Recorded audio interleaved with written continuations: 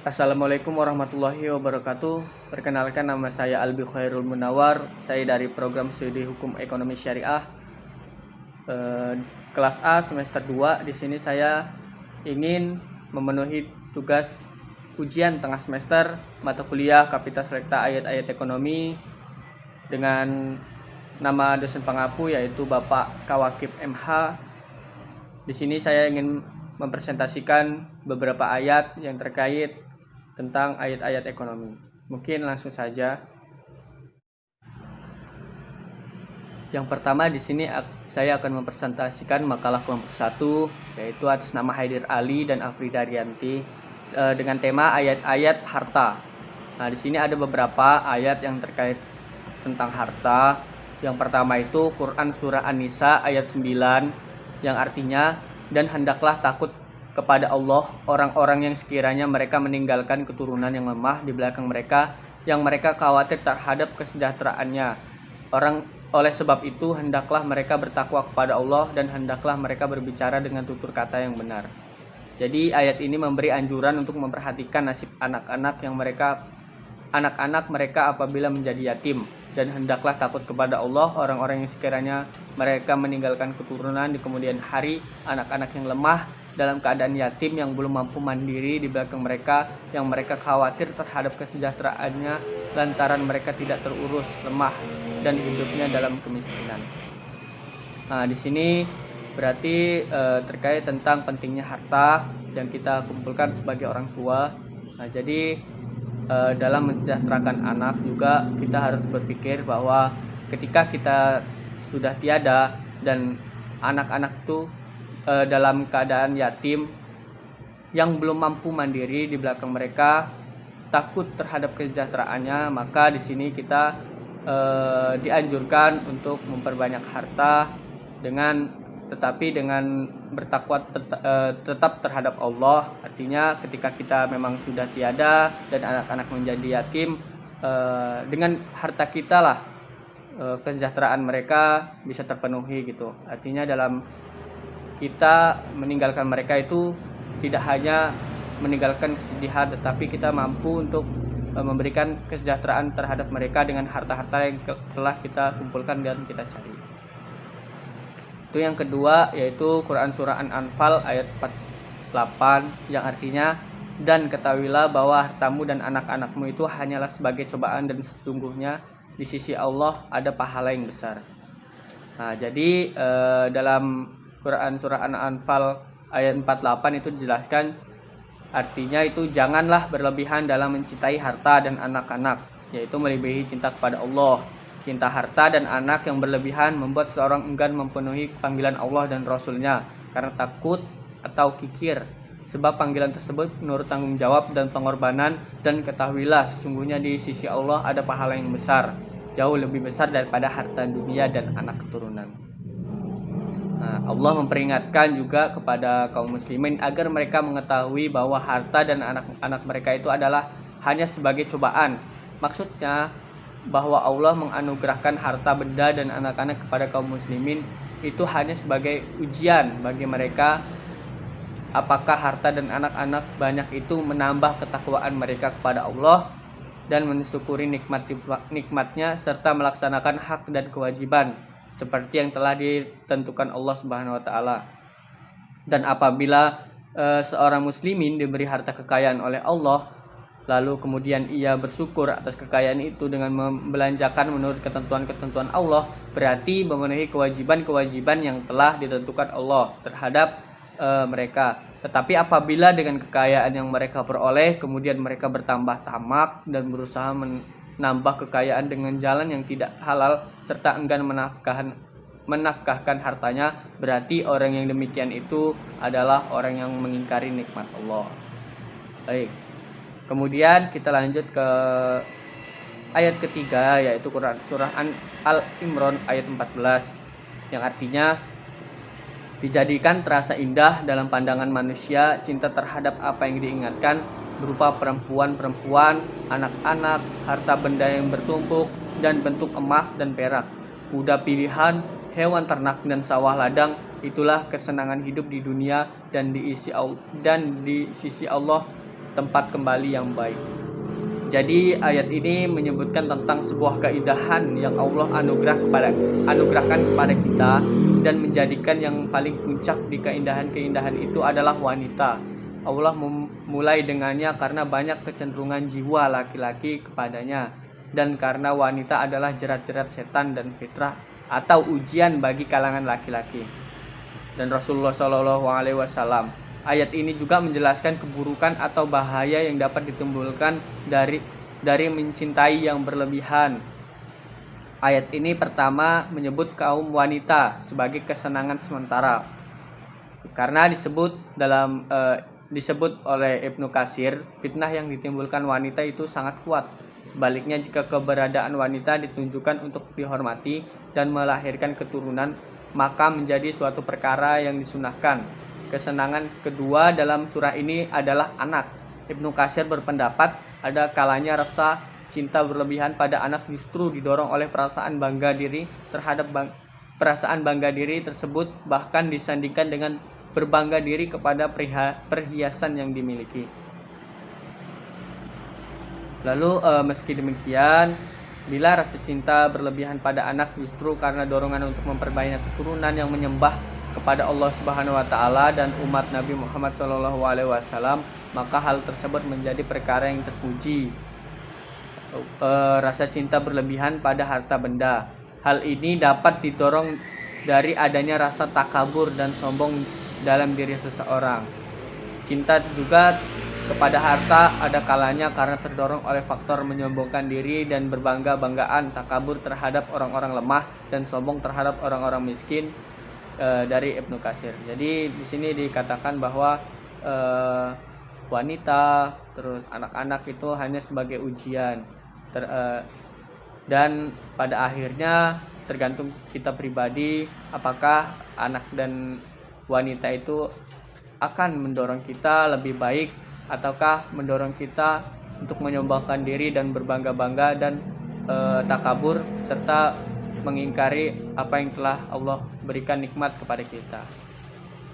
Lanjut, yang keempat itu ada Quran surah Al-Kahfi ayat 46 yang artinya harta dan anak-anak adalah perhiasan kehidupan dunia, tetapi amal kebajikan yang terus-menerus adalah lebih baik pahalanya di sisi Tuhanmu serta lebih baik untuk menjadi harapan.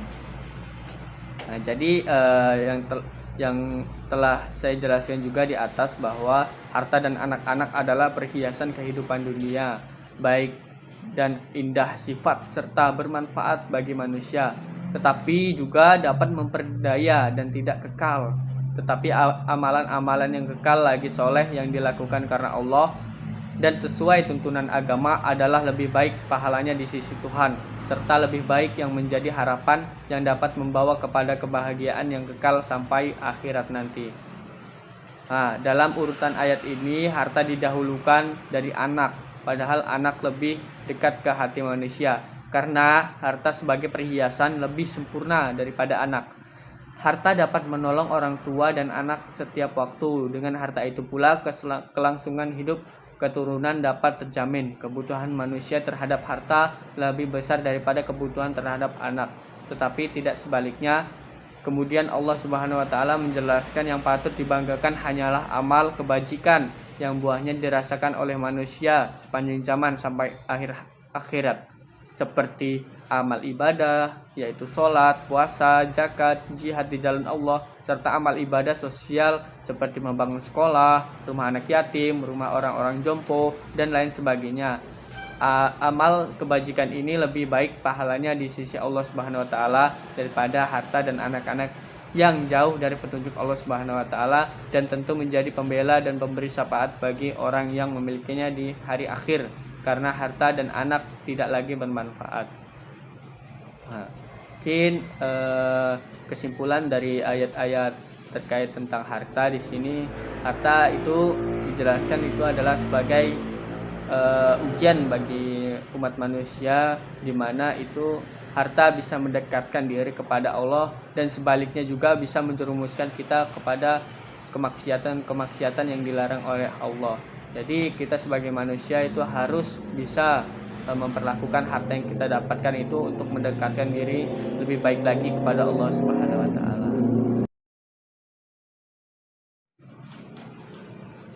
Lanjut ke kelompok 2, yaitu ayat-ayat moral, etika, ekonomi yang disusun oleh Jamiatul Safitri dan Syahrial Mukhtar.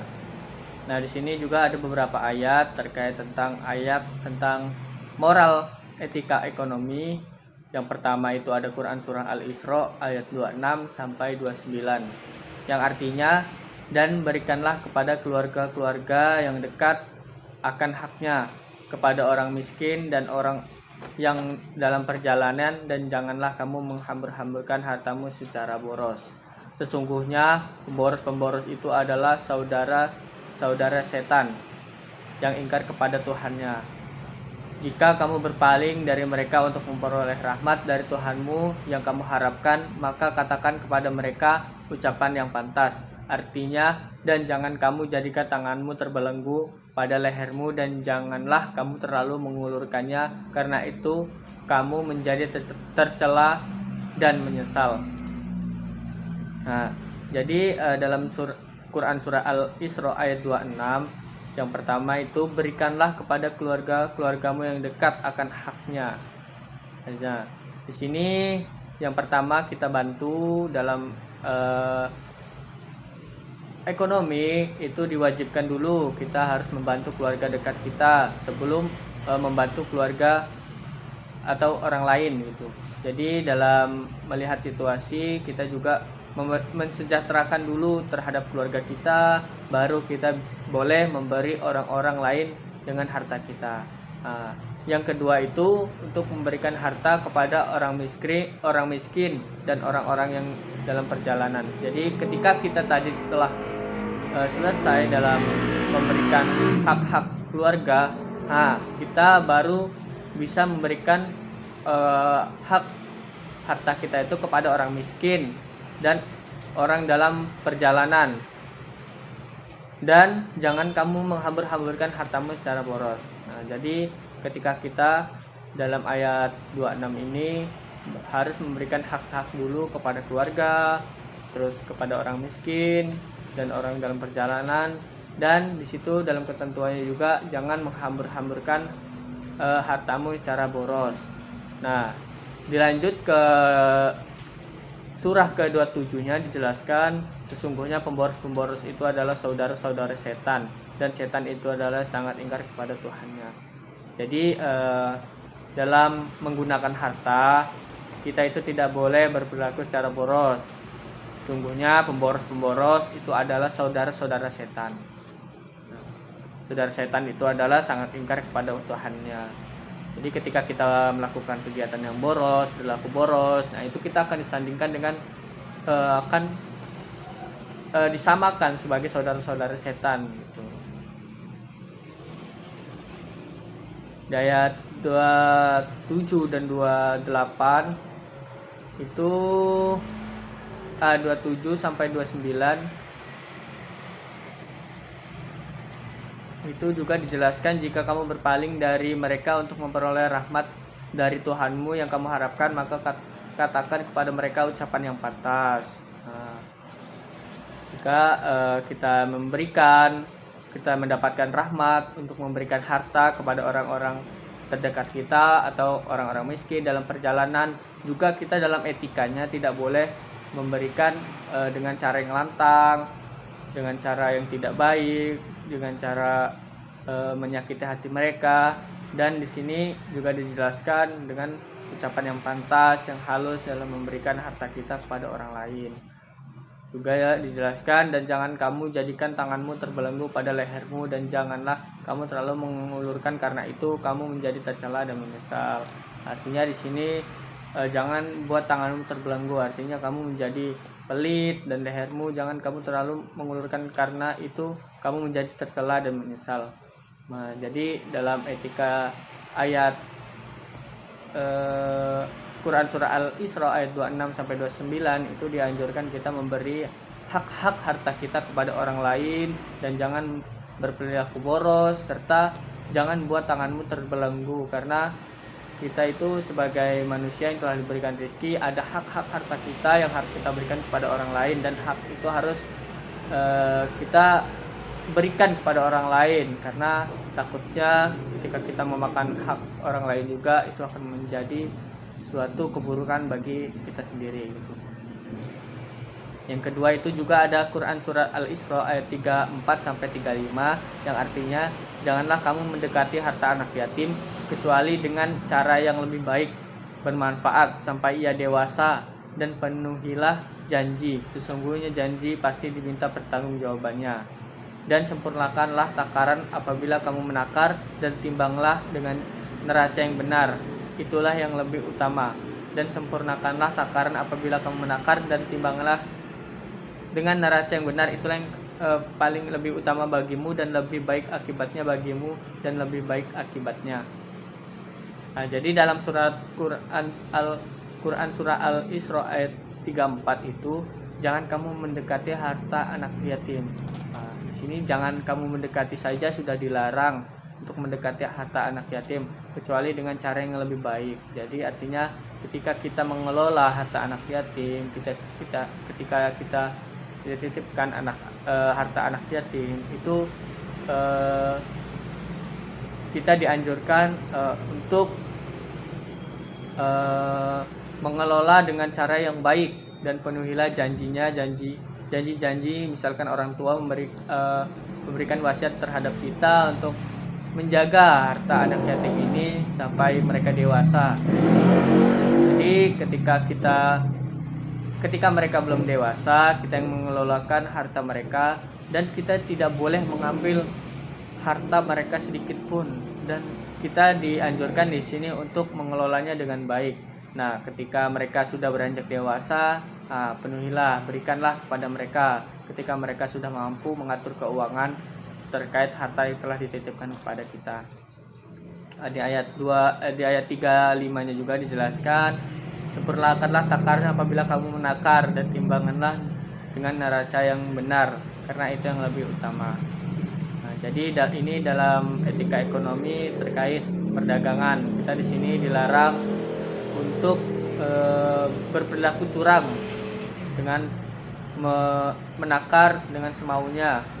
Ketika kamu menakar, dan timbanglah neraca itu dengan benar, karena banyak kasus itu timbangan itu diberikan pemberat gitu. Jadi ketika kita menimbang itu tidak sesuai dengan takaran benda-benda atau bahan-bahan yang kita beli. Jadi itu adalah hal-hal yang curang yang harus kita hindari untuk melakukan terhadap penjualan barang itu. Nah, selanjutnya itu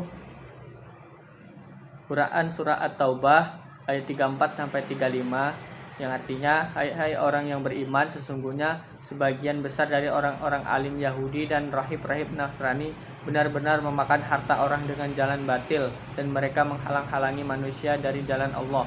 Dan orang-orang yang menyimpan emas dan perak dan tidak menafkahinya pada jalan Allah, maka beritahukanlah kepada mereka bahwa mereka akan mendapat siksaan yang pedih. Nah, pada hari dipanaskan emas perak itu dalam neraka jahanam, lalu dibakar dengan dahi mereka, lambung dan punggung mereka, lalu dikatakan kepada mereka, inilah harta bendamu yang kamu simpan untuk dirimu sendiri, maka rasakanlah sekarang akibat dari apa yang kamu simpan itu.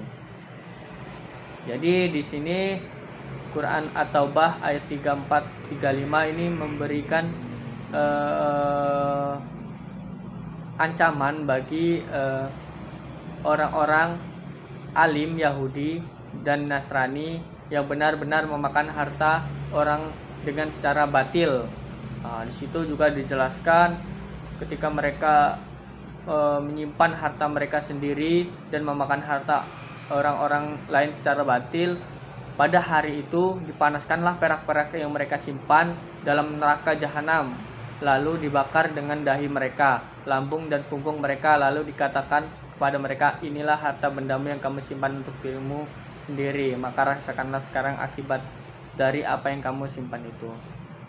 Jadi At-Taubah ini ketika kita diingatkan kepada Allah, jangan memakan harta orang lain secara batil, dan menyimpan hartamu untuk dirimu sendiri, karena dalam harta kita juga ada harta orang lain yang harus kita berikan kepada mereka dan memenuhi hak-hak mereka. Nah, dalam ayat-ayat tentang moral, ekonomi, etika dan ekonomi dijelaskan bahwa kita dalam mengelola harta, dalam memberikan harta kepada orang lain, memberikan hak-hak itu harus ada tata caranya, harus ada sesuatu yang kita lakukan untuk orang lain agar memenuhi hak-hak mereka terhadap harta yang telah kita dapat gitu. Jadi ayat-ayat tentang etika, moral, ekonomi ini sangat penting kita dalam mengelola harta dan keuangan kita untuk bagaimana kita mengetahui agar kita tidak terjerumus kepada etika, perilaku-perilaku yang mengakibatkan kita terjerumus ke neraka jahanam. Jadi begitu presentasi dari kelompok 2.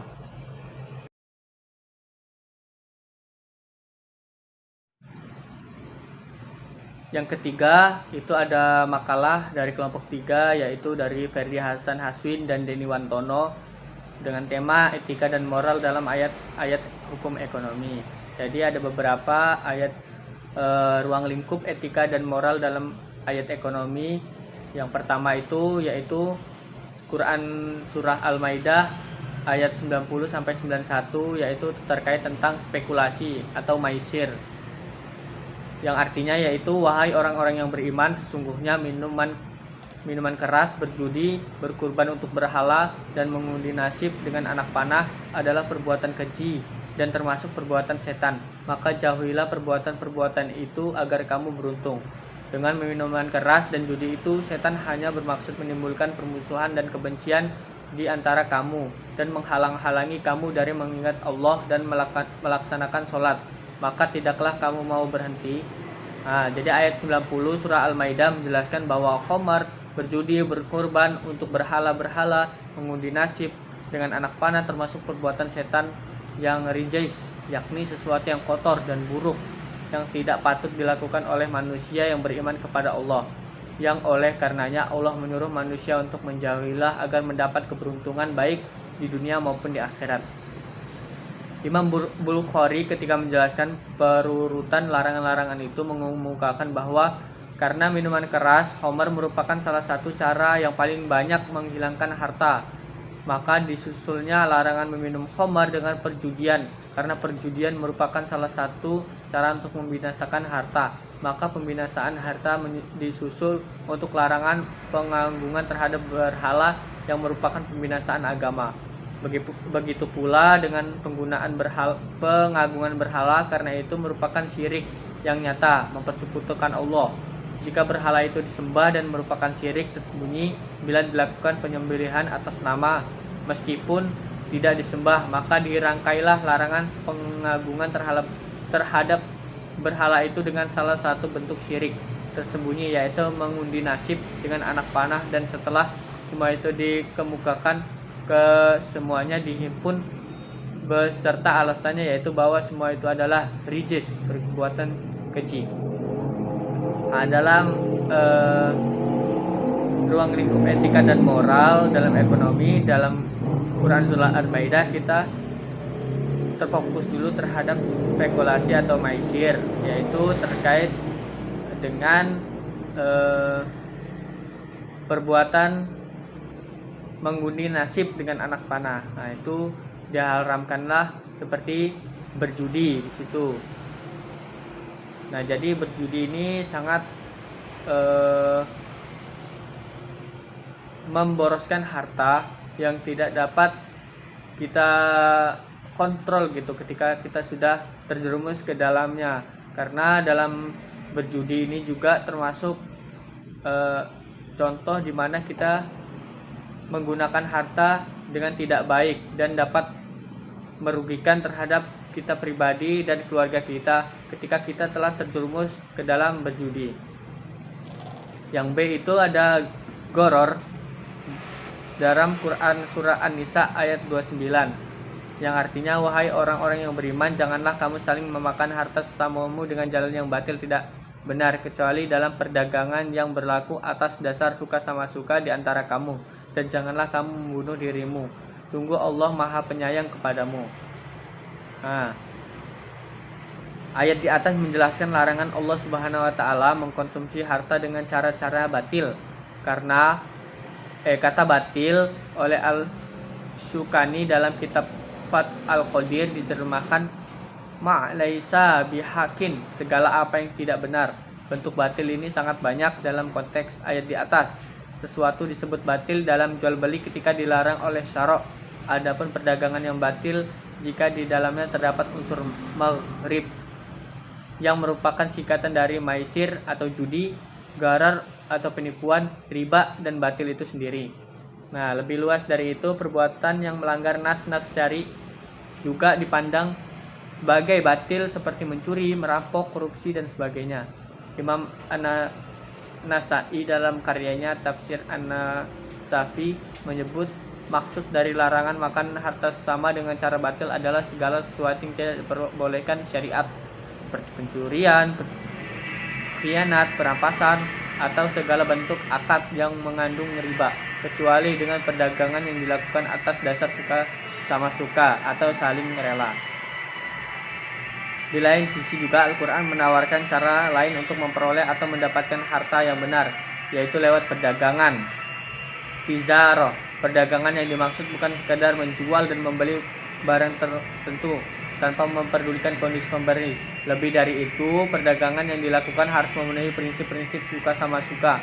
Antara din minkum, kata antara din merupakan sifat dari tijarah, sehingga kalimat menunjukkan antara kedua belah pihak sama-sama rela untuk melakukan aktivitas perdagangan, semisal jual beli, sewa nyewa, kerjasama dan sebagainya.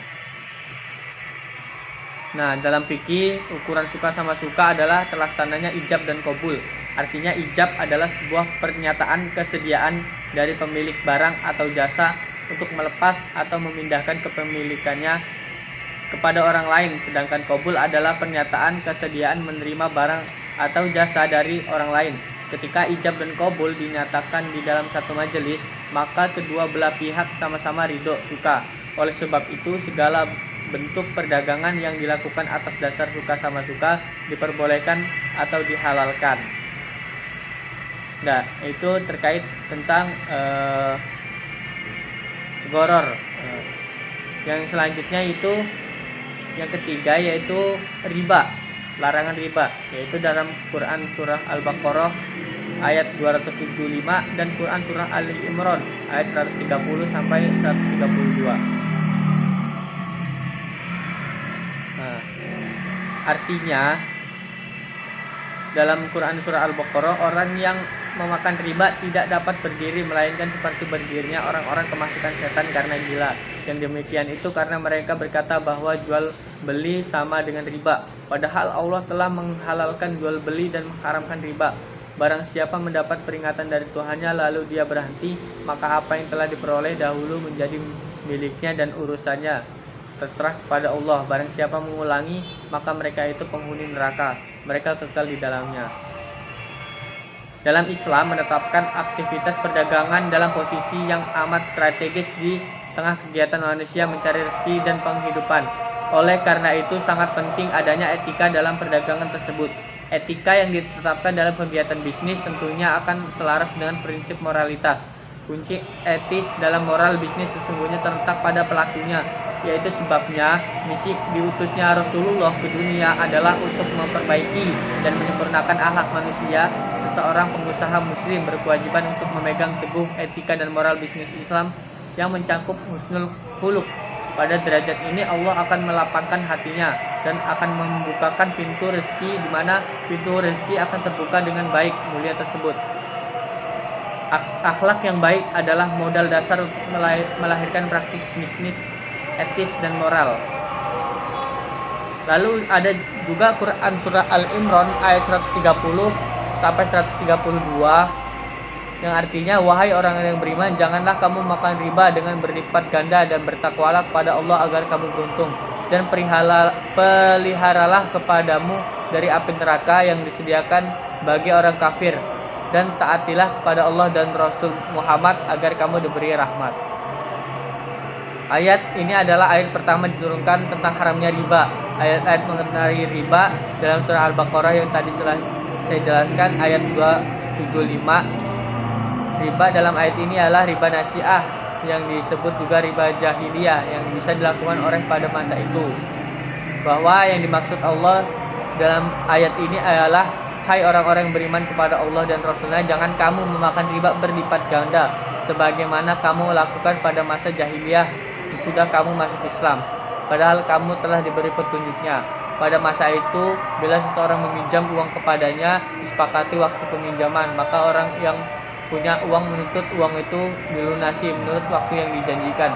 Orang yang berhutang karena belum ada uang yang membayar meminta penangguhan dan menjanjikan akan membayar dengan tambahan yang diterima. Setiap kali pembayaran tertunda ditambah lagi bunganya. Ini yang dinamakan riba berlipat ganda, dan Allah melarang kaum muslimin melakukan hal yang seperti itu. Nah, yang keempat itu ada riswah atau suap, yaitu dalam Quran surah Al-Baqarah ayat 184 yang artinya, dan janganlah kamu makan harta di antara kamu dengan jalan yang batil, dan janganlah kamu menyuap dengan harta itu kepada para hakim dengan maksud agar kamu dapat memakan sebagian harta orang lain itu dengan jalan dosa, padahal kamu mengetahuinya. Nah, jadi diharamkan atas kalian memakan harta orang lain secara tidak benar. Harta yang lain itu tidaklah halal bagi kalian kecuali jika diperoleh melalui cara-cara yang ditentukan Allah, seperti pewarisan, hibah, dan transaksi yang sah dan dibolehkan. Terkadang ada orang yang menggugat hibah dan transaksi yang sah dan dibolehkan. Untuk mendapatkan harta saudarinya itu, ia menggugat di hadapan hakim dengan memberi saksi dan bukti yang tidak benar, atau dengan memberi sogokan yang keji. Perilaku seperti ini merupakan perilaku yang sangat buruk yang akan dibalas dengan balasan yang buruk pula. Dan ayat ini juga mengisyaratkan bahwa praktik sogok atau suap merupakan salah satu tindakan kriminal yang paling berbahaya bagi suatu bangsa. Pada ayat tersebut juga dijelaskan pihak-pihak yang melakukan tindakan penyuapan. Yang pertama, pihak penyuap, dan yang kedua, pihak yang menerima suap, yaitu penguasa yang menyalahgunakan kewenangan dengan memberikan kepada pihak penyuap sesuatu yang bukan haknya. Nah, jadi dalam kelompok 3 ini dijelaskan terkait apa saja etika yang dilarang dalam Islam, yaitu yang pertama itu ada maisir atau judi, yang kedua itu ada gharar, memakan harta orang lain secara batil, dan yang ketiga itu ada riba, yang pelarangan riba juga, dan yang keempat itu yaitu suap. Nah, di sini juga dijelaskan beberapa hal-hal yang tidak boleh dilakukan dalam Islam, terkait hal-hal yang dilarang dalam ayat-ayat Quran dalam etika dan moral kehidupan dalam melakukan pemeliharaan harta. Yang keempat ada makalah dari kelompok 4, yaitu dari Ulfi Eka Maulani dan Abdul Karim, dengan tema penafsiran ayat-ayat ekonomi pada hukum bisnis. Jadi juga ada beberapa ayat di sini yang dibahas. Yang pertama itu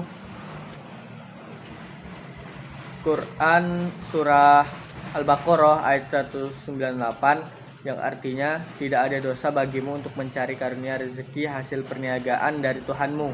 Maka apabila kamu telah bertolak dari Arafat, berzikirlah kepada Allah di Masy'aril Haram, dan berzikirlah dengan menyebut Allah sebagaimana yang ditunjukkannya kepadamu, dan sesungguhnya kamu sebelum itu benar-benar termasuk orang-orang yang sesat. Nah, di sini juga ada tafsir dari Al-Mukhtar atau Markas Tafsir Riyadh di bawah pengawasan Syekh Dr. Sholih bin Abdullah bin Humaid atau Imam Masjidil Haram. Jadi beliau mengatakan bahwa tidak ada dosa bagi kalian untuk mencari rezeki yang halal melalui perdagangan dan lain-lain selama melaksanakan ibadah haji. apabila kalian bertolak dari Arafah setelah melaksanakan wukuf di sana pada tanggal 9 Zulhijjah menuju Muzdalifah pada tanggal 10 Zulhijjah, maka berzikirlah kepada Allah dengan cara membaca tasbih, tahlil dan doa di Masjidil Haram di Muzdalifah, dan berzikirlah dengan Allah karena Dia telah menunjukkan kamu kepada syariat agamanya dan tata cara menunaikan ibadah haji di Baitullah, karena sebelum itu kalian termasuk orang-orang yang tidak mengetahui syariatnya.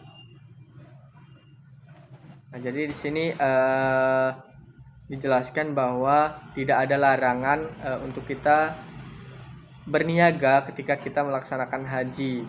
Tapi setelah melakukan wukuf pada tanggal 9 Zulhijjah menuju Muzdalifah pada tanggal 10 Zulhijjah, maka kita diwajibkan untuk berzikir kembali kepada Allah dengan cara membaca tasbih, tahlil dan doa di Masjidil Haram di Muzdalifah. Yang kedua itu ada surat An-Nisa ayat 29 yang artinya, hai orang-orang yang beriman, janganlah kamu saling memakan harta sesamamu dengan jalan yang batil, kecuali dengan jalan perniagaan yang berlaku dengan suka sama suka di antara kamu, dan janganlah kamu membunuh dirimu. Sungguhnya Allah adalah Maha Penyayang kepadamu. Ya, di sini juga ada tafsir Al-Musyar dari Kementerian Agama Saudi Arabia, yaitu beliau mengatakan bahwa wahai orang-orang yang beriman kepada Allah dan Rasul-Nya serta melaksanakan syariatnya, tidak halal bagi kalian untuk memakan harta sebagian kalian kepada sebagian yang lain tanpa disadari hak, kecuali telah sejalan dengan syariat dan penghasilan yang dihalalkan yang bertolak dari adanya saling ridho dari kalian, dan janganlah sebagian kalian membunuh sebagian yang lain, akibat kalian akan membinasakan diri kalian dengan melanggar larangan-larangan Allah dan maksiat-maksiat kepadanya. Sesungguhnya Allah Maha Penyayang kepada kalian dalam setiap perkara yang Allah memerintahkan kalian untuk mengerjakan dan perkara yang Allah melarang kalian untuk melakukannya. Yang kedua itu ada tafsir dari Al-Mukhtar juga dari Markas Tafsir Riyadh di bawah pengawasan Syekh Dr. Sohih bin Abdullah bin Humaid atau Imam Masjidil Haram. Beliau mengatakan bahwa, wahai orang-orang yang beriman kepada Allah dan mengikuti Rasulnya, janganlah kalian mengambil harta orang lain secara batil atau ilegal, seperti merampas, mencuri, suap menyuap, dan lain-lain, kecuali harta itu menjadi barang dagangan. Nah, berdasarkan kerelaan antara pihak yang berakad, harta semacam itulah yang halal kalian makan dan belanjakan. Dan janganlah kalian membunuh orang lain, bunuh diri dan menjerumuskan diri kalian sendiri ke dalam kebinasaan. Sesungguhnya Allah Maha Penyayang terhadap kalian. Salah satu bentuk kasih sayang Allah kepada kalian ialah mengharamkan darah, harta, dan kehormatan kalian. Yang ketiga ada surah Al-Jumu'ah ayat 11 yang artinya, dan apabila mereka melihat perniagaan atau permainan, mereka bubar untuk menuju kepadanya, dan mereka tinggalkan kamu sedangkan kamu berdiri atau berkhutbah. Katakanlah, apa yang di sisi Allah lebih baik daripada permainan dan perniagaan, dan Allah sebaik-baiknya pemberi rezeki. Jadi di sini juga ada tafsir dari Al-Mukhtar dari Markas Tafsir Riyadh di bawah pengawasan Syekh Dr. Sholih bin Abdullah bin Humaid, Imam Masjidil Haram. Jadi beliau mengatakan, jika sebagian dari kaum muslimin melihat perniagaan atau permainan, mereka segera berpencar mendatanginya dan meninggalkan kamu, wahai Rasul, berdiri di atas mimbar. Katakan, wahai Rasul, pahala amal soleh yang ada di sisi Allah lebih baik perniagaan dan permainan yang kalian kejar dan Allah adalah sebaik-baik pemberi rezeki. Juga ada tafsir dari Al-Madinah Al-Munawwarah Markas Ta'zim Al-Quran di bawah pengawasan Syekh Profesor Dr. Imad Juhair Hafiz, Profesor Fakultas Al-Quran Universitas Islam Madinah. Beliau mengatakan, Allah menegur sebagian kaum muslimin yang jika melihat perniagaan atau permainan dan perhiasan dunia, maka mereka akan mendatanginya dan meninggalkanmu, wahai Rasulullah, berdiri di atas mimbar ketika sedang berkhutbah. Katakanlah kepada mereka, pahala besar yang ada di sisi Allah yang Maha Pemurah lagi baik daripada permainan dengan perhiasan dunia dan perniagaan dengan keuntungan sebesar apapun. Allah akan sebaik-baiknya pemberi rezeki, maka mintalah rezeki dunia dan akhirat. darinya. Jadi tadi juga dijelaskan sebaik-baiknya perniagaan itu boleh, tetapi ketika kita sedang mencari pahala dan ridha Allah itu lebih baik, karena Allah di situ adalah Maha Pemurah dan Maha Pemberi. Jadi kita tidak meninggalkan ibadah kepada Allah dengan melakukan perdagangan-perdagangan yang telah dihalalkan oleh Allah. Yang keempat juga ada surah An-Nur ayat 37 yang artinya laki-laki yang tidak dilalaikan oleh perniagaan dan tidak pula dijual beli dari mengkhianati Allah dan dari mendirikan sembahyang dan dari membayarkan zakat. Mereka takut kepada suatu hari nanti, di hari itu hati dan penglihatan menjadi goncang. Ada tafsir dari Al-Musyar, Kementerian Agama Saudi Arabia, yaitu orang-orang yang tidak dilalaikan oleh perniagaan dan perdagangan dari mengingat Allah, menegakkan sholat dan menunaikan zakat kepada orang-orang berhak menerimanya.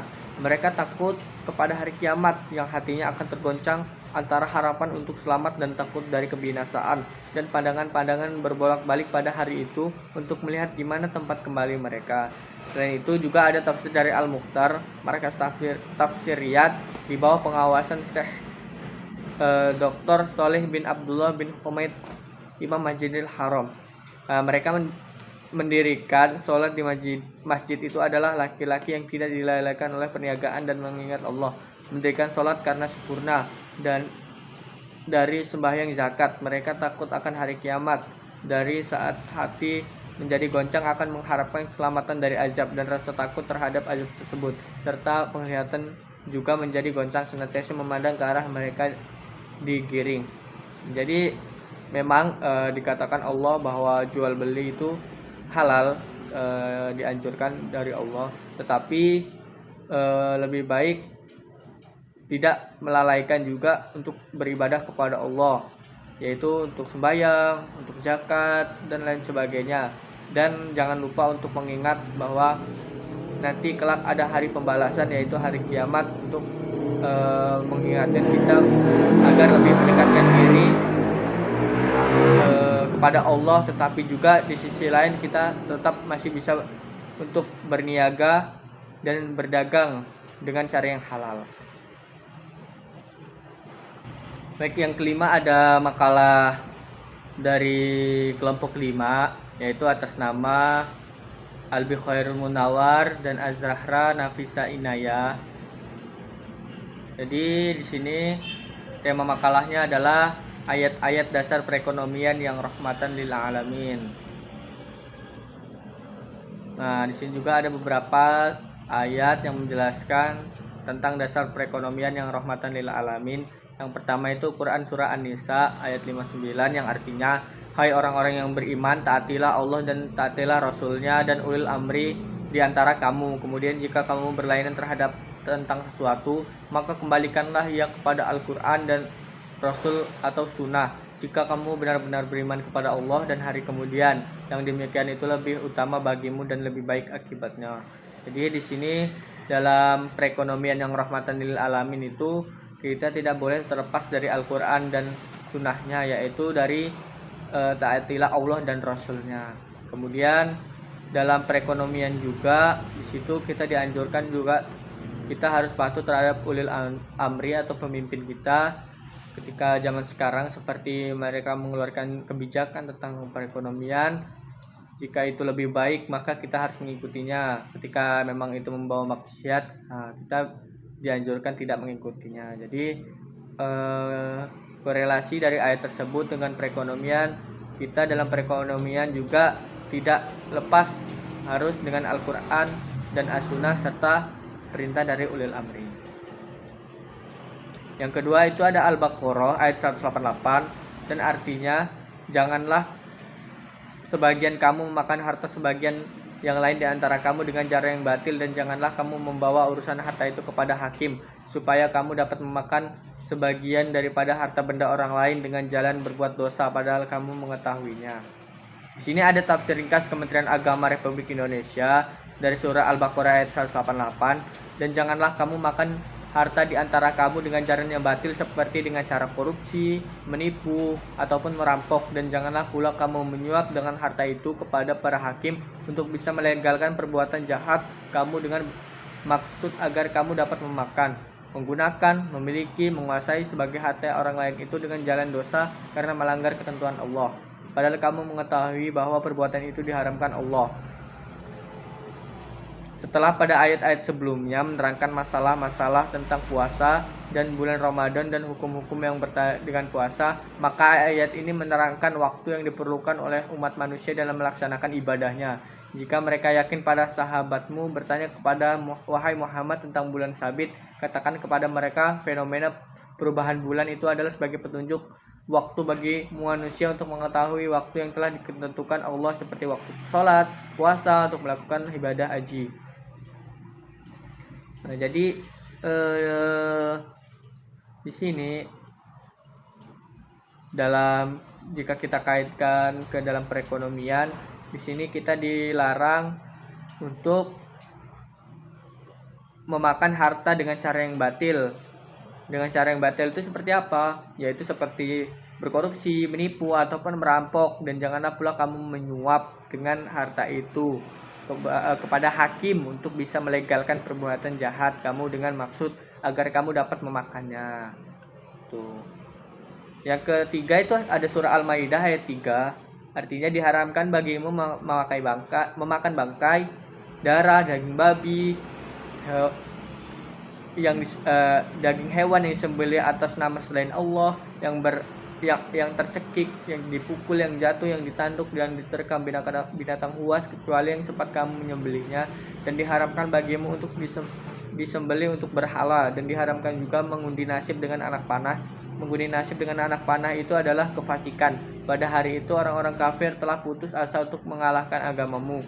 Sebab itu janganlah kamu takut kepada mereka dan takutlah kepadaku. Pada hari itu telah kusempurnakan untuk kamu agamamu dan telah kuucapkan kepadamu nikmatku dan telah kuridhoi Islam itu jadi agama bagimu. Maka barang siapa terpaksa karena kelaparan tanpa sengaja berbuat dosa, sungguhnya Allah Maha Pengampun lagi Maha Penyayang. Di sini ada tafsir ringkasan Kementerian Agama Republik Indonesia surah Al-Maidah ayat 3, yaitu dijelaskan pada ayat yang di atas telah dijelaskan beberapa perbuatan diharamkan. Ayat ini menguraikan lebih terperinci makanan-makanan yang diharamkan. Ada 10 jenis makanan yang diharamkan, semuanya berasal dari hewan. Diharamkan bagimu memakan bangkai, darah keluar dari tubuh sebagaimana tersebut dalam surah Al-An'am, daging babi, daging hewan yang disembelih atas nama selain Allah. Demikian pula diharamkan daging hewan yang tercekik, yang dipukul dan jatuh, yang ditanduk dan diterkam binatang buas kecuali yang sempat kamu sembelih. Hewan yang tercekik, yang terpukul dan jatuh, yang ditanduk dan diterkam binatang buas adalah halal hukumnya kalau sempat disembelih sebelum mati. Dan diharamkan pula hewan yang disembelih untuk berhala, dan diharamkan pula mengundi nasib dengan anak panah. Nah, untuk mengundi nasib, orang jahiliyah dulu menggunakan anak panah untuk menentukan apakah mereka akan melakukan suatu perbuatan atau tidak. Mereka mengambil 3 buah anak panah yang belum memakai bulu. Masing-masing anak panah itu ditulis dengan kata-kata lakukan, jangan lakukan, dan anak panah yang ketiga tidak ditulis apa-apa.